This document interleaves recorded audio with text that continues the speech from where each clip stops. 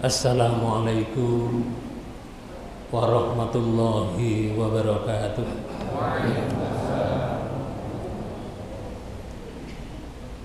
Bismillahirrahmanirrahim. Innal hamdalillah nahmadullaha tabaraka wa ta'ala usolli wa usallimu ala anbiya'ihi wa rusulihi wa ala khatamihim nabiyina Muhammadin sallallahu alaihi wasallam wa ala alihi wa ashabihi ajmain. Asyhadu an la ilaha illallah wa asyhadu anna Muhammadan abduhu wa rasuluh. Yang terhormat Bapak Komandan Kodim atau yang mewakili, yaitu Bapak Kolonel Infanteri Ribut Yudo Aprianto. Oke. Saya dengarnya tadi begitu. Kamu tidak salah. Yang terhormat Bapak Ketua Dewan Dakwah Bapak Dr. Andes Suhada MHI yang sudah merawat pengajian ini mulai tahun 2018 sampai sekarang. Alhamdulillah sudah berjalan 6 tahun lebih, Pak. Beserta para perangkatnya dan semua Bapak Ibu saudara sekalian, para jamaah yang kami tidak bisa menyebutkan satu persatu, juga Bapak Ibu yang ada di lokasi Kodim di sini, kami juga tidak bisa menyebutkan satu persatu. Mudah-mudahan semuanya diberi oleh Allah sehat walafiat. Amal perbuatannya diterima oleh Allah Subhanahu wa taala dan diberi husnul khotimah. Saya tadi dengar Pak Purwanto, ya. Kalau nggak salah saya pernah bertemu, insyaallah. Orangnya itu masih nyetir begitu. Orangnya kecil kan. Nah, tapi umurnya 80 lebih kan. Tadi sudah diumumkan tadi malam diambil oleh Allah. Mudah-mudahan beliau termasuk husnul khotimah. Kita doakan bersama ya. Ala hadinya Al-Fatihah.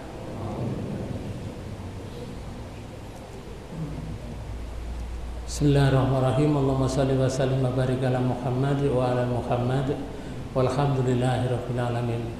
Allahumma ighfir lana dzunubana dzunuba abaina wa dzunuba ummahatina wa dzunuba jami'il muslimina wal muslimat wal mu'minina wal mu'minat al ahya'i minhum wal amwat. Allahumma ighfir lahu warhamhu wa afihi wa'fu anhu wa akrim nuzulahu wa wasi' madkhaluhu bi rahmatika ya arhamar rahimin. Subhana rabbika rabbil izzati amma yasifun wa salamun alal mursalin walhamdulillahi rabbil alamin. Baiklah Bapak Ibu sekalian, saya akan menyampaikan pada hari ini berkaitan dengan apa yang disampaikan oleh Bapak Ibu tadi di awal, yaitu jalan iblis untuk menggelincirkan anak cucu Adam. Saya bagi 3, mudah-mudahan sampai pada 3 tujuan itu. Yang pertama itu pesan Allah dan pesan Rasul terhadap ranjau iblis. Yang kedua, awas ranjau iblis ada di hadapan kita semuanya. Dan yang ketiga, 7 pintu masuk setan atau jin ke dalam hati manusia. Mudah-mudahan ini semuanya bisa sampai ya. Saya awali dari yang pertama.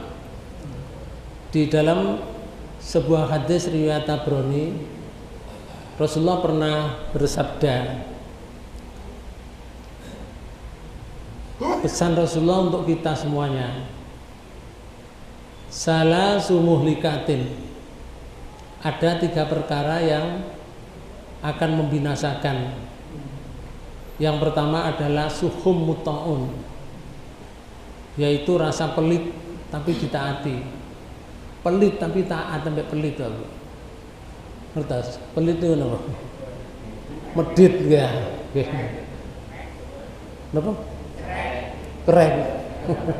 Nggih, bahasa mriki lek bahasa kula ngen mriki kolot apa. Tapi ditaati. Ini adalah menghancurkan dalam hidup ini.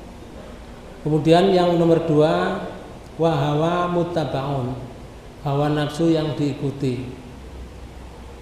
Jadi tidak mengikuti dasar hidup namanya Al-Quran dan hadis, tapi mengikuti hawa nafsu. Apa yang diperbuat itu bergantung dari hawa nafsunya, bukan bagaimana Allah dan Rasulnya memberikan tuntunan. Poin-poin non ya. Terus yang ketiga, wa ijabul mar'i binafsihi, ujubnya seseorang terhadap dirinya sendiri. Ujub niku ngeten, merasa dirinya lebih baik, Bapak. Merasa dirinya itu yang lain tidak ada yang baik seperti dirinya. Bahasa mriki, Bapak, bahasa Jawa kita, lancene aku sopo aku ngoten, Bapak. Itu namanya ujub. Jadi aku kok ngoten bahasa kita itu. Tidak ada orang yang seperti aku. Itu namanya ujub. Ini menghancurkan semua amal, Pak. Oke, menghancurkan semua amal. Saya tidak menjelaskan satu persatu karena ini kalau dijelaskan panjang. Lalu begini, ada sasaran ranjau iblis dalam hati manusia itu. Rasulullah melanjutkan, laulam takunu tudnibuna khositu alaikum ma huwa akbaru min dalikal ujbal ujbah. Jika kalian tidak berdosa, Rasulullah menyatakan, jika kalian tidak berdosa, nggak ada dosa, maka aku sangat takut pada kalian, yaitu tertimpa dengan perkara yang lebih besar daripada tidak dosa itu, yaitu ujub. Ujub itu pakaian Allah, Bapak. Artinya begini, kalau misalkan Allah menyatakan, ngomong nggak ono aku, dunia itu nggak akan terjadi, pantas, Bapak. Tapi kalau kita tidak boleh, itu hanya untuk Allah. Kalau kita nggak bisa apa-apa. Kita itu hanya menerima dari ciptaan Allah, bukan menciptakan. Karena itu kalau kita melakukan suatu berhasil dengan baik, maka bukan dari kita, tapi Allah yang memberikan keberhasilan.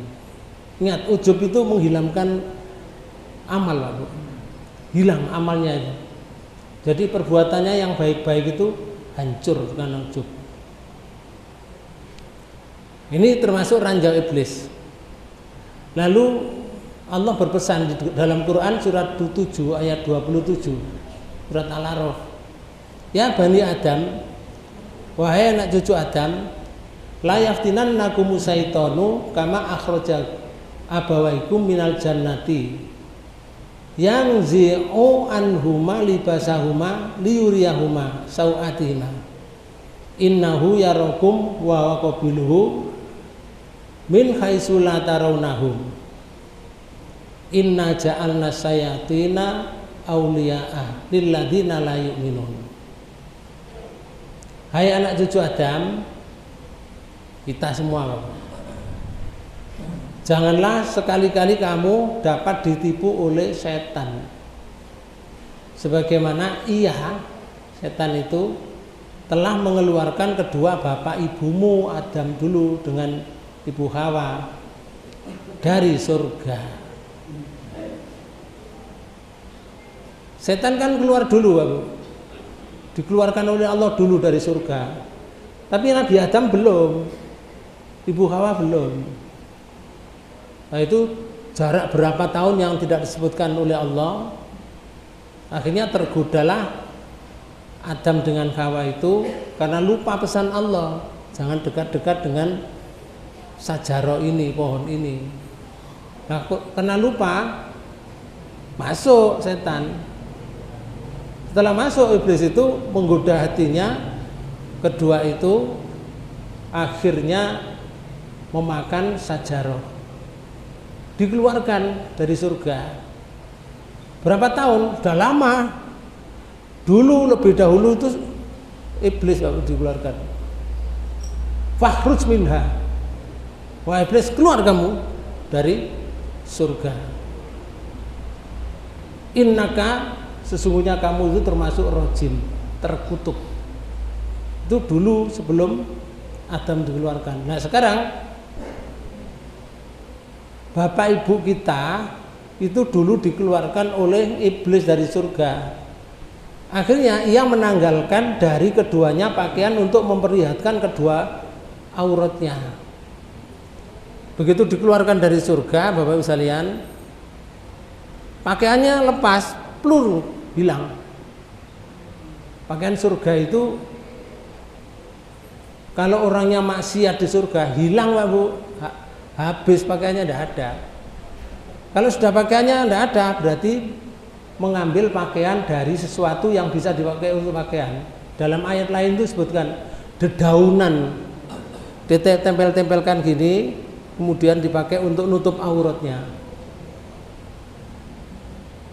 Kemudian Bapak Ibu sekalian, Allah menyatakan sesungguhnya ia dan pengikut-pengikutnya, yaitu iblis dengan pengikutnya, itu dapat melihat kamu dari satu tempat yang kamu tidak dapat melihat.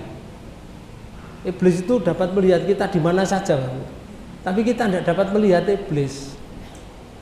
Iblis itu lanang apa wedok? Lanang. Lek wedok berarti iblis lah. Artinya iblis itu hermaprodit. Tidak disebutkan laki-laki dan perempuan, tapi hermaprodit. Dia punya alat kelamin laki dan alat kelamin perempuan. Saya baca bukunya itu tentang iblis itu, sekali lahir Pak Bu 37 yang keluar brol 37. Gak ono sing mati belas, sehat kabeh, dan tidak pernah mati sampai kiamat. Mereka tuh punya tugas masing-masing. Dari bapak-bapaknya itu ditugaskan untuk menggelincirkan manusia dari jalan yang benar. Makanya Allah berpesan, mereka itu dan para pengikutnya dapat melihat kamu dari tempat mana saja, dan kamu tidak dapat melihat mereka. Dan lalu Allah menutup ayat ini, inna ja'alna, sungguhnya kami telah menjadikan syaitan itu pemimpin bagi orang yang tidak beriman. Jadi orang yang tidak beriman itu pemimpinnya bukan Allah pemimpinnya, tapi setan. Tapi orang yang beriman itu pemimpinnya Allah Subhanahu wa ta'ala. Makanya kalau orang itu sudah kena tipu iblis, tipu setan, tidak terasa. Karena ada ayatnya tadi ya. Panjenengan pernah nggak dengar ngeten? Innahu lakum aduwwum mubin. Pernah ya? Sesungguhnya setan itu musuhmu yang nyata. Panjenengan bersani, apa kesenangan setan itu? Perilaku yang dilakukan setan kan termasuk maksiat. Itu yang disenangi setan. Jadi apa yang dikatakan oleh Allah itu berbalik di setan atau di iblis itu. Kalau Allah menyatakan tutuplah kerudungmu dari setan, bukalah kerudungmu. Kalau Allah menyatakan berjalanlah kamu ke utara, kata iblis, berjalanlah kamu ke selatan. Kalau bagi ibu-ibu, tutuplah kerudungmu dan dadamu, suruh nutup kerudungmu dan dadamu, jari iblis. Bukalah kerudungmu dan dadamu. Ngoten niku katut iblis mboten krasa. Nggih, makanya lek jahitno klambi niku kadang-kadang kurang mriki gak dikeki. Gak kurang kaine ngoten lho. Kadang-kadang kene niku gak ono ngoten, Pak. Nggih, kurang kaine wis digawe. Setan ngerti, ayat niku ngerti, innahu lakum aduwwum mubin. Itu ngerti, Pak, iblis. Sesungguhnya iblis itu musuhmu yang nyata. Gitu. Kalau iblis itu dengan orang, perkataan orang yang menyakiti orang lain, ngoten niku seneng nggak kira-kira? Senang kan? Kita boleh nggak menyakiti orang lain? Nggak boleh. Lo kayak contoh malih. Jari ini iblis ngeten. Jari ini ayat ngeten. Innahu lakum aduwwum mubin. Sesungguhnya iblis itu adalah musuhmu yang nyata. Tapi ketika duduk-duduk membicarakan orang lain, niku jenenge ghibah. Ghibah niku pekerjaan iblis. Jare iblis ngene, muni-muni ya kon. Innahu lakum aduwwum mubin. Sesungguhnya aku adalah musuhmu yang nyata. Muni ya, tapi kon saiki lak koncoku ngoten lho. Gak krasa awake dhewe digawa nang ngene kesana itu loh, tidak terasa, saking halusnya. Dan orang puasa begini, Pak. Ini saya masukkan sedikit ya. Itu Rasulullah menyatakan ini, asyamu junatun. Puasa itu sama dengan tameng itu, lindung. Malam yakhriga, selama tidak dirusak pelindungnya. Sahabat bertanya, masa ada orang punya pelindung terus dirusak pelindungnya? Kaifa yuharikuha ya Rasul? Terus bagaimana ya Rasul cara merusaknya? Apa masa punya pelindung sendiri dirusak sendiri ya Rasul? Iya. Terus bagaimana merusaknya Rasul? Rasulullah jawab gitu. Ya yakdzibu au hibatun. Kamu dusta atau kamu hibah. Kamu dusta atau kamu hibah, rusak sudah. Pelindungnya ini rusak, puasanya rusak. Padahal ada hadis riwayat Bukhari Muslim, ma min abdin yasumu yauman. Siapa dari hamba Allah yang berpuasa satu hari saja, yauman, illa ba'adallahu bidzalikal yaum, kecuali orang itu dijauhkan satu hari itu minan wajahahu minan nar, yaitu wajahnya atau dirinya dari neraka, sab'ina kharifah, 70 tahun. Hadis sahih riwayat Bukhari Muslim. Artinya begini, poso ini kalau imanan waktisaban dilakukan dengan karena Allah, itu sehari Pak Bu, sehari sampai sore itu dijauhkan dari api neraka 70 tahun. Tapi ono hadis niku mau sing merusak puasa napa niku? Satu, dusta. Nomor dua, ghibah. Nun sewu. Misalkan bapak-bapak ini beli baju harganya 300.000. Itu kalau dibuat belanja setiap hari kan lumayan ya. 300.000 Bapak. Ku cek dadi 350 dadi 5 dino sian. Atau 6 dino. Ya. Pulang bajunya baik, tanya istrinya, Masya Allah baju jenengan kok baik Pak, beli di mana? Oh ya di toko situ bersama teman-teman. Harganya berapa tadi? 300. Berapa Pak ini kok baik sekali? Murah kok Bu, 75. Halo? Tukune 300 diomong 70 nang bojone kuwatir kok diseneni. Duit 300 ge blonjo lah lah ngono Pak. Nggih. Dikomong 75. Puasanya loh sampai sore itu batal. Jangan dijauhkan dari api neraka 70 tahun. Gak jadi Pak. Entek. Contoh kedua, ghibah. Ghibah itu bisa terjadi orangnya tidak ada atau bisa terjadi orangnya ada. Kita duduk-duduk di muka rumah, di depan rumah ada orang berjalan. Sisi itu lo dukur sing lanang wae, ireng. Nah si wedok iku lemu putih. Dadak ngomong nang ngene. Nang jejere ngeten wae. Arep wedok iku kok gelem dirabi wong ireng dukur. Ireng dukur kaya anten kaya napa? Cok cagake napa? Listrik wae. Nuwun sewu. Iku nek krungu wong iki napa? Sakit kan?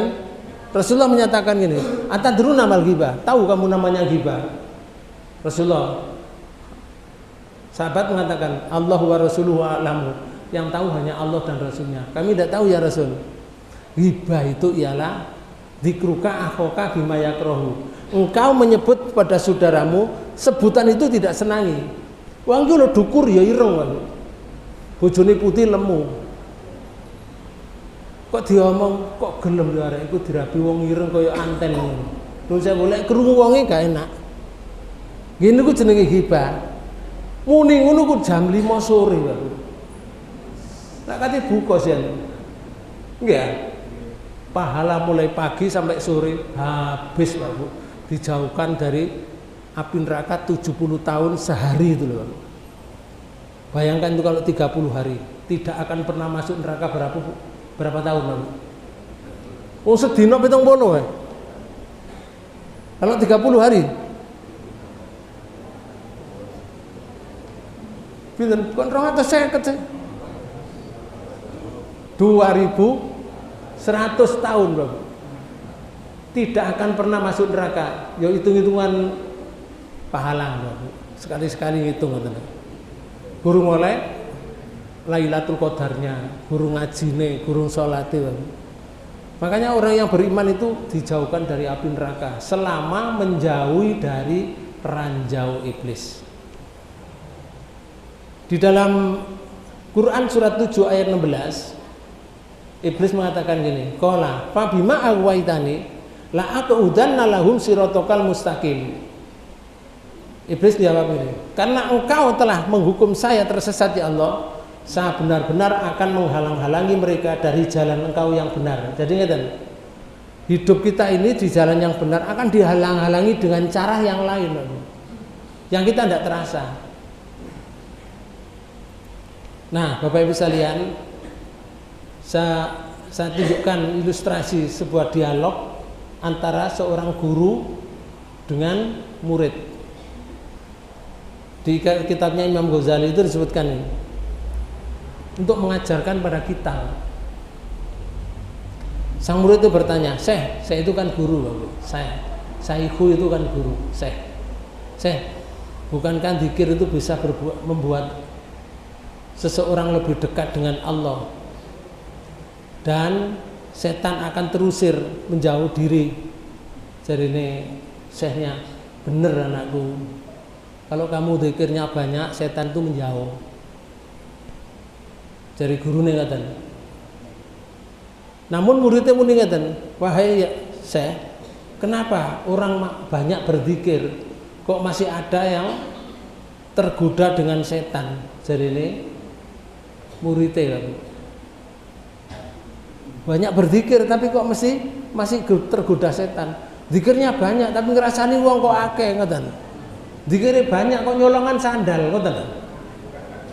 Ya, zikirnya banyak kok jek taombokan ngoten. Gurunya menjawab, ngene lho Nak, mengusir setan itu seperti mengusir anjing, menghalau anjing. Kalau kamu hardik anjing itu akan lari, menyingkir jauh.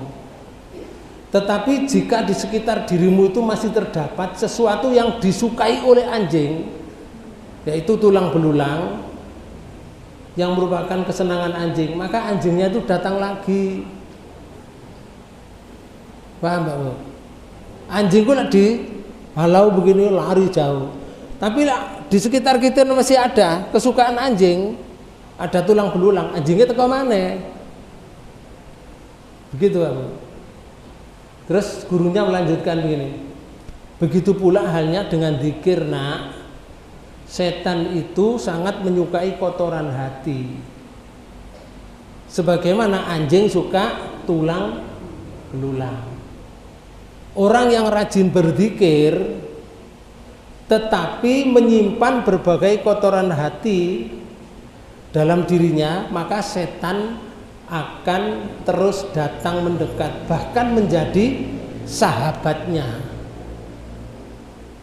Dzikire akeh, tapi kotoran hati tidak dibersihkan, setannya datang lagi. Kata gurunya begitu. Lalu dzikir itu tidak akan bermanfaat, dari guru ini katanya, jika di dalam hati seorang itu masih banyak kotoran hati.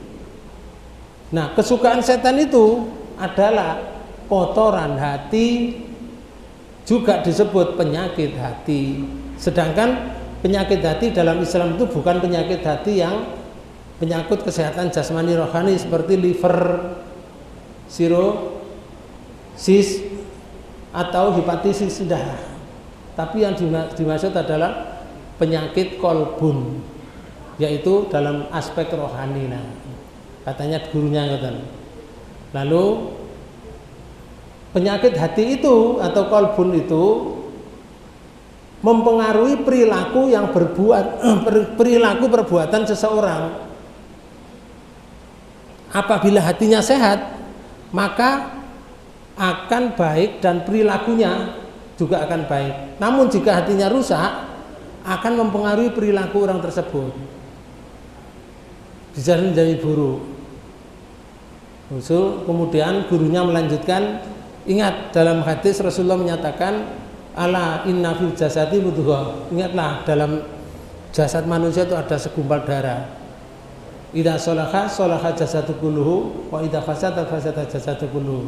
Kalau itu baik, baik semuanya. Kalau itu buruk, buruk semuanya perbuatannya. Ala wahiyya qalb. Ingat, itu namanya hati. Lalu disebutkan penyakit hati itu perbuatan yang dilarang oleh agama Islam tapi disukai oleh setan. Penyakit hati itu sering kita tidak sadar atau tidak disadari oleh orang yang mengindaknya, tapi orang lain bisa mengenal. Kalau kayak contoh ya, orang iri, asale guyu seneng, barang kancane iso tuku Nmax lho, gak iso guyu terusan. Niku berarti atine ana penyakite niku. Dia sendiri ngerti nggak kalau dia berpenyakit? Mboten ngerti. Orang lain tahu, loh, wong ki lho biasa guyu saiki gak tahu guyu. Nah, itu kena penyakit hati. Nah, setan ini masuk. Lalu Bapak sekalian, penyakit hati itu banyak, termasuk sombong, ujub, riak, ghibah, dengki, banyak ya. Saya tidak menyebutkan satu persatu. Lalu Bapak Ibu sekalian, nah di sini proklamasi iblis ya. Ada hadis riwayat Bukhari Muslim. Iblis itu muni ngeten. Wa izzatika ya Rabb la abrahu ahwi ibadaka madamat arwahuhum fi ajsadihim. Dengan kekuasaanmu ya Allah, keperkasaanmu. Iblis itu iman pada Allah, Bapak. Menyebutkan dengan keperkasaanmu, berarti mengakui Allah perkasa. Cuma iblis itu tidak Islam, tapi iman iblis itu. Cuma enggak Islam, Bapak. Nah, ini menyebutkan demi keperkasaanmu ya Allah dan demi kemuliaanmu. Berarti ngakoni Allah itu mulia. Cuma disuruh sujud pada Adam tidak manut, itu jenenge gak Islam. Nah, aku akan menggoda anak cucu Adam selama rohnya masih ada dalam jasadnya. Allah berfirman, silakan iblis, demi keperkasaanku dan kemuliaanku, demi keperkasaanku dan kemuliaanku, wahai iblis, aku akan mengampuni mereka jika mereka meminta ampun kepadaku. Jadi kalau kita itu salah, Pak Bu, tergelincir salah, begitu perbuatan salah, suruh beristighfar, astagfirullah, diampuni oleh Allah. Begitu salah, astagfirullah, diampuni lagi oleh Allah. Sajane iblis ingin menggelincirkan kita, tapi karena orang itu mendekat kepada Allah, tidak jadi digelincirkan oleh iblis. Yang pertama, okay. Kemudian yang kedua, Pak Bu, carane iblis ngeten. Di surat 7 ayat 17. Summa la'atiyannahum min baini aydihim wa min khalfihim wa an aymanihim wa an sama'ilihim wa la tajidu aktsarahum syakirin. Kemudian saya akan mendatangi mereka dari muka dan dari belakang dan dari kanan, dari kiri, dan kebanyakan mereka tidak akan bersyukur atau taat padamu. Coba Pak Bu, panjenengan persen ini. Iblis datang dari depan ini, iblis datang dari belakang, iblis datang dari kanan, iblis datang dari kiri. Kita tidak bisa apa-apa. Wong kita lo tidak tahu, tidak melihat iblis. Iblis melihat kita dari depan, dari belakang, dari kanan, dari kiri. Malaikat mengatakan gini, wahai Allah, kasihan anak cucu Adam tergoda oleh iblis seperti itu, dari depan, belakang, kanan, dan kiri. Dalam hadis qudsi yang lain sebutkan, wahai malaikat, masih ada dua yang tidak disentuh oleh iblis. Dari mana, Pak Bu? Di atas dan dari bawah. Ketika orang itu konsentrasi kepada Allah dari atas, iblis tidak akan mampu. Dan ketika orang itu rendah hati, Pak Bu, iblis tidak mampu. Senjata dua itu dari atas, dari bawah. Makanya ngeten, ono ayat lain nggih, kula sebutan niki. Di surat 16 niki. Surat An-Nahl di ayat 99 itu sebutkan begini. Innahu laisa lahu sultanun 'alal ladzina amanu wa 'ala rabbihim yatawakkalun. Sesungguhnya setan itu tidak ada kekuasaannya. Setan tidak kuasa, Pak Bu. Dengan siapa tidak kuasa itu? Satu, atas orang-orang yang beriman dan bertawakal kepada Tuhannya. Jadi begini, orang itu kalau beriman pada Allah, tawakal pada Allah, disantet itu tidak bisa. Wong nyantet sampai bunder koyok donat ngeten wonge, ya, tidak akan bisa selama orang itu beriman pada Allah dan bertawakal. Sehingga yang bisa, Pak Bu, di ayat 100 Allah menyatakan ini, innama sultanuhu 'alal ladzina yatawallawnahu wal ladzina hum bihi musyrikun. Sesungguhnya kekuasaan setan itu hanyalah satu, kepada orang yang mengambilnya jadi pemimpin.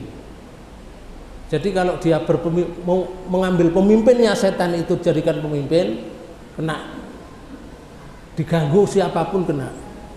Dan yang nomor dua, orang yang mempersekutukan Allah, kalau dia berbuat syirik, mudah dimasuki setan. Jadi kuncinya dua, Pak Bu, supaya kita tidak kena gangguan iblis. Satu, beriman pada Allah. Nomor dua, bertawakal kepada Allah. Nah, itu salah satu diantaranya. Karena itu Bapak Ibu sekalian, ini saya tunjukkan yang ketiga, ya. Poin yang ketiga ini, pintu masuk setan dalam hati manusia. Satu, marah, Pak. Kemarahan. Ngeten. Ono hadis riwayat Ahmad nih. Ahlak tunas dari iblis ngeten. Saya akan menghancurkan manusia.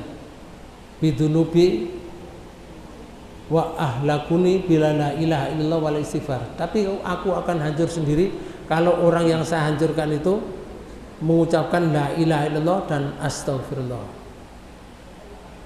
Hancur iblis. Tapi iblis diam, enggak. Falamma ra'aitu dzalika, apabila aku telah melihat orang seperti itu, ahlaktahum bil ahwa, saya akan menghancurkan mereka dari pintu yang lain, yaitu hawa nafsu. Wahum yusabuna annahum muhtadun, sehingga dengan hawa nafsu itu mereka merasa dirinya benar. Niki contohnya kemarahan. Orang marah itu lek nduding ke sana apa ke sini? Ke depan gini apa ke belakang? Mesti ke depan. Yang salah berarti yang depan apa yang belakang? Yang depan, Pak Bu. Lek marah mesti begini. Gak tahu ini. Enggak, ndudingnya gak tahu bengkong ini. Mesti ke sini. Padahal marah itu salah, Pak. Orang itu gak boleh marah, Pak. Masalah sandal ae marah gak boleh. Lek marah itu ngeten carane. Ketika punya anak waktu sholat asar, si main layang-layang marah, bener. Kalau misalkan ada orang menginjak-injak agama, terus itu orang itu marah, benar. Tapi kalau hanya dirinya itu diajak orang marah, tidak boleh, Pak. Itu namanya ranjau setan, ranjau iblis, ya. Madana, siji kemarahan. Kemudian yang kedua, cinta dunia. Yang ketiga, bakhil, pelit, Pak Bu. Contoh ya, manusia itu diciptakan oleh Allah bakhil. Surat 70 ayat 19 sampai 23. Innal insana khuliqa halu'a. Sesungguhnya manusia itu saya ciptakan dari halu'a. Halu'a niku sifatnya kekir, ya keluh kesah. Kapan orang itu keluh kesah? Idza masau syarru jazua. Kalau ditimpa keburukan dia keluh kesah. Contoh nggih, kula contoh ngeten. Urip gak tahu sugih nggih, misalkan. Awake gak patek sehat, duduk lara ae. Kancane iku sukses pisan, munggah pisan, pangkate munggah, derajatnya baik, hartanya ngumpul dengan baik, tapi dirinya itu entek hartae, ge tombo ae, Pak Bu. Itu ku obat ae. Enten nggih model ngoten. Nggih. Wong lek model ngono iku, Pak Bu, terus dia enggak ikhlas pada Allah, enggak terima akhirnya ngomong ngeten. Oh, urip koyo telek. Ket biyen pancet ngene, kancaku wis dadi wong koyo ngono, wis sugih, awak koyo ngene pancet. Anjene keturunan balung kere awak iki rasane. Ya apa sih rek? Lho kok rek sih? Sing gawe urip lho senten. Allah direk-rek niku, Pak. Tapi gak krasa. Bener. Gini ki jenenge bakhil, pelit. Terus nomor 2, sombong. Sombong niku sifat iblis. Nomor 5, ujub niki wau. Merusak. Pintu iblis masuk. Nomor 6, riya. Pamer. Sekarang ada bedanya riya dengan sum'ah. Apa sing sum'ah itu aku? Riya niku beramal untuk diperlihatkan orang. Lek sum'ah beramal untuk diperdengarkan orang.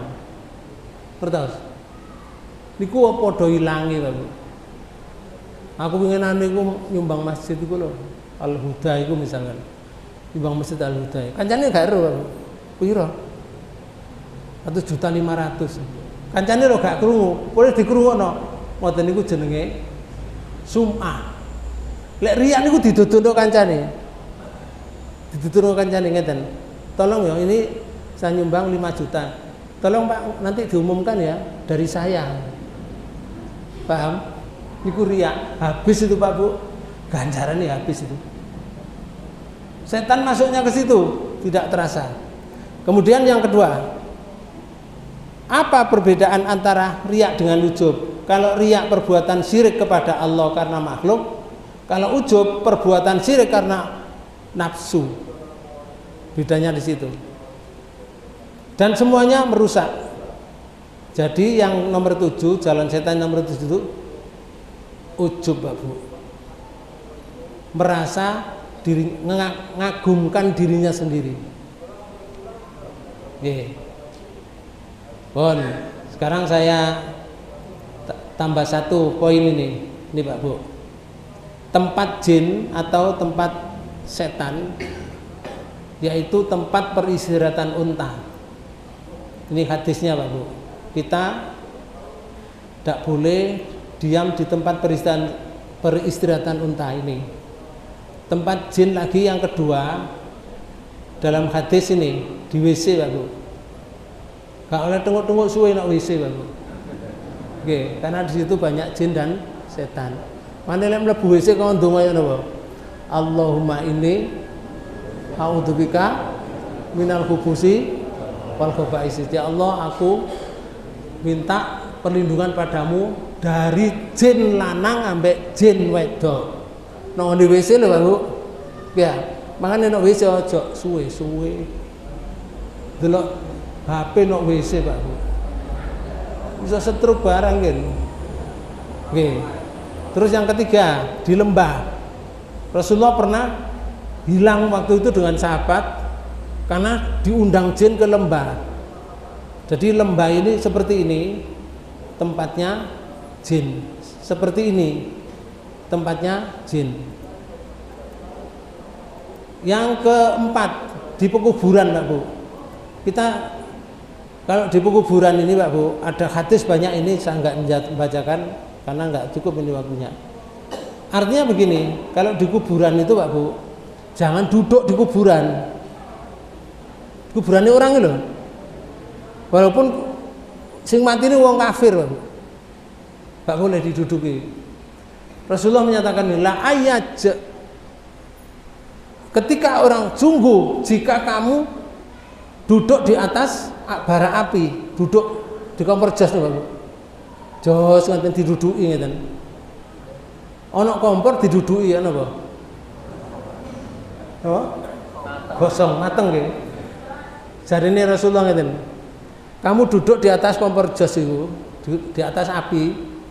Lalu fatahriqa siyabahu, bajumu yang hancur dulu kena api. Fatahlusa ila jildihi, kemudian merembet kepada dagingmu. Khairum min ayajlisa ala kubri. Duduk di atas api itu masih lebih baik daripada kamu duduk di pekuburan orang lain. Jadi lu ndukure kompor jas iku jose Pak Bu, sik luwe apik ketimbang duduk di kuburan. Makanya lek ngubur kancane gak oleh duduk-duduk di kuburan. Kalau kepingin duduk di sebelahnya aja, sebelahnya. Nah, ini nanti diumumkan tadi pukul berapa tadi nanti Pak Pur diantarkan ke makam. Nah Bapak Ibu di kuburan ini tidak oleh duduk-duduk Pak Bu. Terus di sampah ini tempat sampah. Kemudian yang kelima adalah tempat jin, yaitu rumah yang telah rusak atau kosong seperti rumah ini, dan seterusnya. Enten pertanyaan Pak Bu? Monggo. Assalamualaikum warahmatullahi wabarakatuh. Waalaikumsalam warahmatullahi wabarakatuh. Mohon dijelaskan Pak Yai perbedaan tadi dengan nyebut ada iblis, ada setan, dan terakhir ada jin. Dan ketiganya itu yang kedua, apakah termasuk golongan yang mana ini? Ada Mbak Putih, ada Uli Gomber, ada Pocok, dan seperti itu. Itu mitos yang terjadi di masyarakat saat ini. Terus yang ketiga, termasuk golongan yang mana pula? Kadang kita dengan sesama teman atau dari istri ke suami atau suami ke istri kadang menghati begini, oh setan ini. Itu golongan setan bener apa golongan jin atau yang mana? Ngeten. Pun telu ya. Jadi yang pertama bedanya iblis, setan dan jin. Ngeten. Iblis itu diciptakan dari golongan jin. iblis itu. Cuma dari jin yang bangkang, Pak Bu. Jadi iblis niku. Iblis niku rogoy. Jiwanya iblis jenenge setan. Paham? Setan, jiwa iblis niku bisa masuk ke manusia. Bisa masuk pada jin. Kalau setan atau jiwanya iblis itu masuk pada jin, jenenge jin kesetanan. Kalau setan itu masuk pada manusia, jenenge manusia kesetanan. Orang menyebut, oh anjen awakmu setan. Itu sebutan saja, Pak Bu. Lah sing muni setan itu, ya iku sing setan. Karena apa? Dia marah itu perilaku setan. Betul, Pak Bu. Terus yang kedua, perbedaan antara wewe gombel karo pocong sampai kuntilanak. Pak Bu, itu sebutan kepada orang-orang yang menyebut ketika dia takut kepada sesuatu. Contoh nggih, dialamatkan pada perempuan, Pak Bu. Wa min syarrin nafasati fil uqad. Wa min syarri hasidin idza hasad. Wa min syarrin nafasati fil uqad. Dan kamu mintalah perlindungan kepada saya dari wanita-wanita. Sebutan wanita, Pak Bu. Yang menyebul buhul-buhul. Tukang santet maksudnya. Kenapa kok wanita? Ngeten, nuwun sewu. Maaf, bukan wanita yang di sini, bukan. Bukan. Wanita di sana. Di Ethiopia, Pak Bu. Oke. Jadi ngeten, sesuatu yang buruk itu kalau diserahkan wanita itu cepat selesai, cepat terbakar, Pak Bu. Sesuatu buruk itu dilempar wanita ini, brul, terus terbakar, ret ngeten. Makanya disebut wanita dalam ayat niku. Nah sekarang panjenengan pirsani, faktanya di kehidupan ini orang takut dengan orang yang menganggap menguasai segoro kidul. Jenenge napa? Napa? No, nyai, Pak Bu. Duduk nyai lho nggih. Nyai Roro Kidul. Berarti ana nyai Roro Lor. Ana nyai Roro Kulon, etan, ana nyai Roro Kulon. Tapi iki alamat nyai Roro Kidul. Terus ana sebutkan ngeten. Nyai Dasima. Wong wedi ambek Nyai Dasima, wedok. Nyai Towo, wedok. Napa malih? Nyai Blorong ya wedok. Kuntilanak niku wedok apa lanang? Wedok. Sundel bolong napa lanang apa wedok? Wedok. Suster ngesot. Nggih. Suster ngesot. Suster ngesot niku lanang apa wedok? Wedok. Sebutane yang menakutkan itu wedok, Pak Bu. Digailah alamat wedok. Ngoten lho. Iku pada umumnya. Nggih. Jadi sing ketiga niku wau kok mengatakan kamu setan, niku sing jane sing ngatakan niku yang setan. Ngoten. Pun nggih. Wis muga-muga pertemuan ini dibarengi hidayah Allah Subhanahu wa taala. Lebih kurangnya mohon maaf, saya kembalikan pada pembagi acara. Wassalamualaikum warahmatullahi wabarakatuh. Alhamdulillah, menarik sekali kajian pada pagi hari ini. Akhirnya kita bisa memetakan setan laki-laki dan setan perempuan.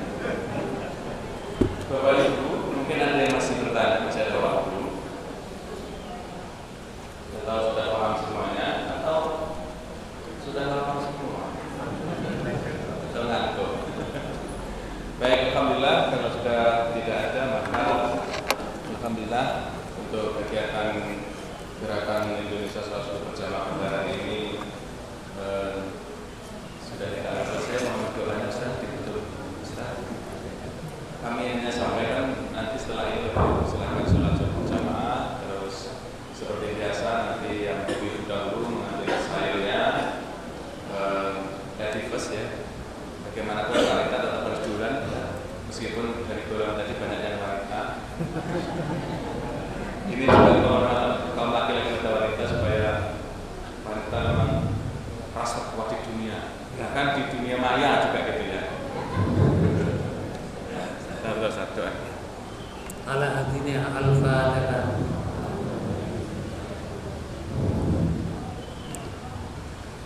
Bismillahirrahmanirrahim. Allahumma shalli wa sallim wa barik ala Muhammad wa ala sayyidina Muhammad wa sallim wa radhiyallahu ta'ala sadatina wa ala sayyidina Rasulillah ajma'in.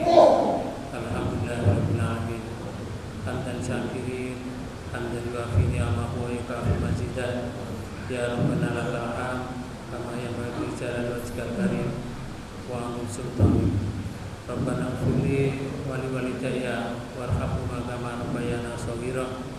Rabbana zalamna anfusana wa illam taghfir lana wa tarhamna lanakunanna minal khasirin. Allahumma sahhil umurana wa hassil maqasidana wa balighna ilaika ya Allah. Rabbana jam'ana jam'a marhuma. Rabbana jam'ana jam'a marhuma. Rabbana zalamna anfusana wa illam taghfir lana wa tarhamna lanakunanna minal khasirin. Allahumma aslih lana dinana alladzi huwa ismata amrina wa aslih lana dunyana allati fiha ma'asina wa aslih lana akhiratana allati ilayha ma'atina waj'al hayatana ziyadatan lana fi kulli khair waj'al mauta rahatan lana fi kulli sanin. Rabbana atina fid dunya hasanah wa fil akhirati hasanah wa qina adzabannar. Sallallahu alaihi Muhammad wa ala alihi wa sahbihi wa barik wa sallam. Walhamdulillahirabbil alamin. Alhamdulillah, kegiatan sudah selesai. Maka sebelum ditutup, kami ucapkan terima kasih sebesar-besarnya kepada Ustaz Organisasi Kami termasuk Pondok Pesantren Edukasi Rasulullah atas kehadiran dan ilmunya dan sebagai baik semuanya. Saya selalu secara dekat diamalilah dan pulang ke Rasulullah, sehat selamat dan sampai jumpa. Kami sampaikan juga terima kasih kepada Bapak Kepala Kodim 08 Probolinggo yang telah memberikan kesempatan pada Jawa Tengah melakukan kegiatan ini. Kami sampaikan terima kasih kepada DKM Al-Hidayah, DKM Hidayah Mutakin dari Rakyat Jaya, Basnas Jawa Jawa, Tourism, D2 Mars, dan Bapak Ibu semua jamaah. Sampaikan terima kasih atas kehadirannya. Kita ketemu lagi di bulan April